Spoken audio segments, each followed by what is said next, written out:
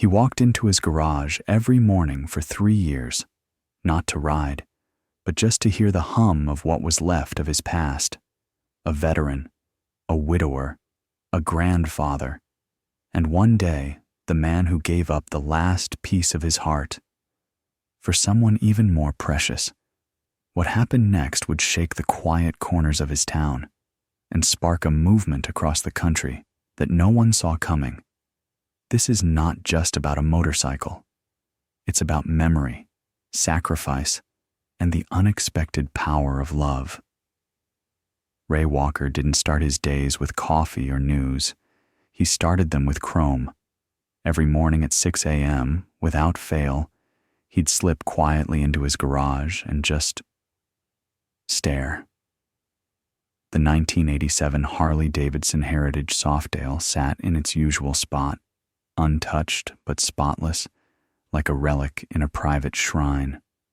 The fluorescent light caught on the polished tank, revealing every memory etched into the metal. A dent from a hailstorm in Wyoming, a hand-painted eagle decal from a festival in Tennessee, a grease smudge left behind by hands that had once held his tightly. His late wife, Evelyn, had never been a rider until Ray swept her into his world. Their first date was a slow loop around the block, Evelyn clutching his sides, laughing nervously. Their last was a roaring ride through the autumn countryside, just 6 months before cancer claimed her. That Harley wasn't just a bike. It was 40 years of Saturdays, conversations yelled over engines, rest stops with burnt coffee, and a love story inked into every mile. Now, at 68, Ray didn't ride much anymore. His knees ached. His heart ached more. He'd retired from the Army as a mechanic, settled in the quiet town of Westbrook, opened a modest shop, lost Evelyn, then slowly faded into a routine that felt more like surviving than living. But that morning, something was different. "Papa, why do you come out here so early?" The voice behind him was soft, small. His 8-year-old granddaughter, Maddie, barefoot in pajamas, stood at the door. Ray smiled. "Just saying good morning to an old friend." Maddie tiptoed toward the Harley, instinctively respectful. She didn't know the history, but she knew this machine mattered. "Daddy says Grandma used to ride with you all the time." Every weekend for 3 decades, Ray nodded. She never missed a ride, even when the wind turned cold. Ray gently lifted Maddie onto the seat Evelyn used to ride in. For a second, his eyes played tricks. He could almost feel Evelyn's arms around both of them, her laugh echoing softly against the walls. But reality had plans. Later that morning, his son Caleb arrived with news, and it wasn't good. They sat at the kitchen table, drowning in medical forms. Caleb, only 34, looked like he'd aged 10 years since Maddie was diagnosed with juvenile dermatomyositis, a rare autoimmune disease. He was working double shifts, struggling to keep up. "Dad, her treatment's working," Caleb said, eyes hollow. "But the doctor says we need to double the dosage. 6 months of the new meds. 14,000. Ray blinked. "Insurance? Covers maybe 40%. We fall in that gray zone. Too poor to afford it, too middle class to qualify for help." Ray didn't respond. He didn't have to. His eyes had already drifted toward the garage.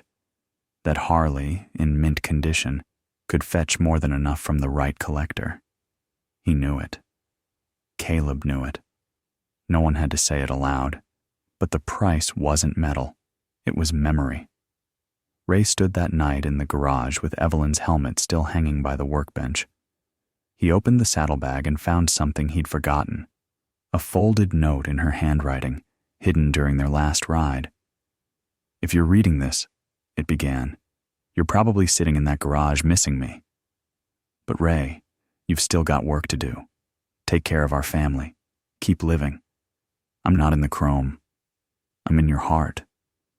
Ray wiped his face. She had always been the brave one. He picked up the phone. "This is Ray Walker," he said. "I've got a 1987 Heritage I'm ready to sell." Ray didn't sleep that night. Not really. He sat in the garage with the Harley, running his hand across its tank like it was skin and not steel. Outside, the wind rustled through leaves that hadn't fallen yet. Inside, the hum of Evelyn's memory pressed against his chest. By sunrise, he was dressed in his old riding jacket, the same one Evelyn used to patch up every spring. He took the Harley out for one last ride. The route was familiar, through downtown Westbrook, past the diner where they'd shared Sunday coffee for 20 years, through the winding hills where Evelyn had finally dared to let go and stretch her arms out wide into the sky, shouting into the wind like a woman born again. Ray didn't rush. Every turn was slow. Every mile was goodbye. By late morning, he pulled into Archer's Classic Motorcycles, a place where dreams went to be bought, sold, and sometimes forgotten. Bill Archer met him out front, graying beard, grease-stained jeans, eyes that had seen too many men let go of too many things they loved. "She's a beauty," Bill said, whistling low. "Perfect condition. What's the story?" Ray hesitated. "My granddaughter's sick. Treatment costs more than I make in a year. This is all I've got left that's worth anything." Bill didn't ask anything else. He simply nodded. "Let me make some calls." As Bill stepped into the office, a younger mechanic with oil on his hands approached the bike. "Sir, is this yours?" "Was," Ray said quietly. The young man's name was Logan. He crouched to study the chrome, but his eyes stayed on Ray. "You don't look like a man who wanted to sell." Ray's voice cracked. Want and need aren't always the same thing. Logan nodded. Something passed between them, unspoken, solid. Bill returned with good news. A collector in Boston was offering $17,000. Ray signed the papers slowly, like every stroke of the pen scraped something out of him. He took the check, stood, and walked away without looking back. That night, the garage felt like a tomb. Evelyn's helmet still hung in place, but the air was too quiet now. Later, Caleb brought Maddie for dinner. She noticed instantly. "Papa, where's your motorcycle?" Ray crouched to her level. "I had to sell it, sweetheart, so you could stay strong, so you could grow up and ride one of your own someday." "Are you mad at me?" she asked, voice tiny. Ray pulled her into a hug. "Never. You're my heart, Maddie. Grandma would have done the same." And she would have. But Ray didn't know that his decision, his silent act of love, was about to echo far beyond his family. Logan didn't know why he couldn't shake it. He'd met plenty of men who sold their bikes, divorces, debt, broken dreams. But Ray Walker was different. There was something in his eyes, in the way he stood like a man surrendering a piece of his soul, that lodged in Logan's chest like a stubborn nail. That night, after his shift at the county garage, Logan sat at his kitchen table with a half-drained mug of coffee and opened his laptop. He logged into the Iron Circle, an online forum for motorcycle lovers, veterans, and road warriors spread across 3 states. He wrote, "Met a man today. 68th Army vet. Sold his 1987 Heritage to pay for his granddaughter's medication. Been riding for 40 years. Kept that bike perfect like a museum piece. Didn't want to let go. But he did. Because love comes first. Thought you should know what real strength looks like." He hit post, closed the laptop. By morning, the post had exploded. Dozens of replies, then hundreds. Veteran groups, women's riding chapters, Christian riders, Rolling Thunder, Vietnam legacy riders. Every single one responded. Post his story. What's his name? Can we help? Tell us more. Logan returned to the forum and shared what little he knew: Ray's name, Maddie's condition, the treatment costs, and the sacrifice he made without a second thought. Within hours, the post spread across platforms: Reddit, Facebook groups, military forums. People started pooling money. Mechanics offered parts. Riders dug through their garages for matching bikes. Painters, leather workers, welders, all began volunteering. This wasn't just about a bike anymore. It was about honoring the values Ray represented: loyalty, sacrifice, family before self. By the end of the week, 6 states were involved. Donations poured in, $5 here, $50 there. A woman from Texas sent $2,000. A Vietnam vet in Ohio shipped out his original 1987 saddlebag. A tattoo artist in Nashville offered to engrave Evelyn's name into the paint. And at the center of it all, Logan, the young mechanic with oil-stained hands and a mission. He coordinated with Bill Archer, tracked down a frame, found a heritage model that could be rebuilt. They called it Maria's Memory. Meanwhile, Ray had no idea. He was busy paying bills, checking on Maddie's recovery, cooking her pancakes in the shape of bears, smiling on the outside, quietly grieving on the inside. But the road, his road, was about to lead back to him. It was a quiet Saturday in Westbrook. Ray was in the backyard, fixing Maddie's tricycle. She was sprawled on the lawn, coloring her latest masterpiece in chalk. Another drawing of him, her, and a stick figure angel with motorcycle wings. Then it started, a low rumble in the distance, a sound no mechanic could mistake. Maddie looked up. "Papa, what's that?" Ray stood slowly, listening. The sound deepened, multiplied. Engines, many of them. And then they arrived. 1, 2, 10, 20, then a flood. Motorcycles, Harleys, cruisers, classic choppers, lined the quiet suburban street in perfect formation.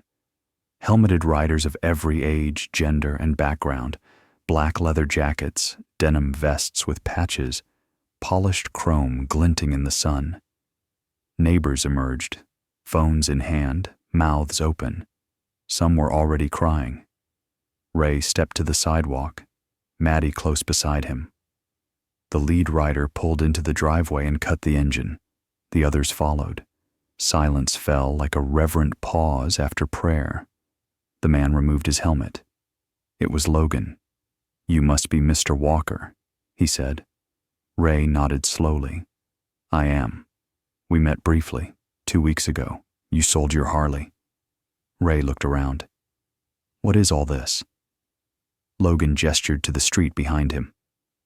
"This is for you." Word of what you did spread through the riding community.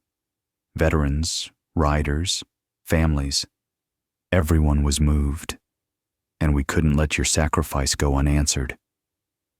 A flatbed truck rumbled forward behind the motorcycles, covered with a tarp. Logan continued, "This isn't your bike, but it's something better." The tarp was pulled back. Ray's breath hitched.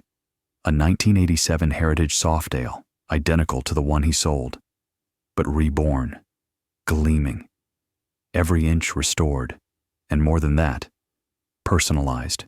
On the gas tank, etched in silver script, Maria's Memory. On a brass plate below the speedometer, "For Ray and Maddie, love always wins." On the leather seat, "Wherever you ride, I'm with you, Evelyn." And hanging from the right mirror, a child-sized helmet. Ray stepped forward slowly. His hand trembled as it traced the curves of the tank, brushing over his wife's name, feeling the past and present collapse into one powerful now. And then Logan handed him an envelope. "There's more." The community took up a collection, enough to cover Maddie's medication for the next 3 years, and some extra, for anything she needs. Ray tried to speak. Couldn't. Logan leaned in gently. "This isn't charity, sir.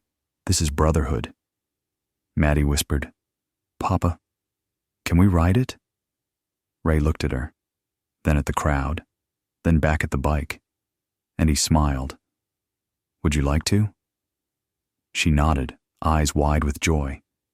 He lifted her onto the seat, climbed on behind, and when the engine rumbled to life, perfectly tuned, rebuilt with care, the street erupted in a thunderclap of 200 motorcycles firing in sync.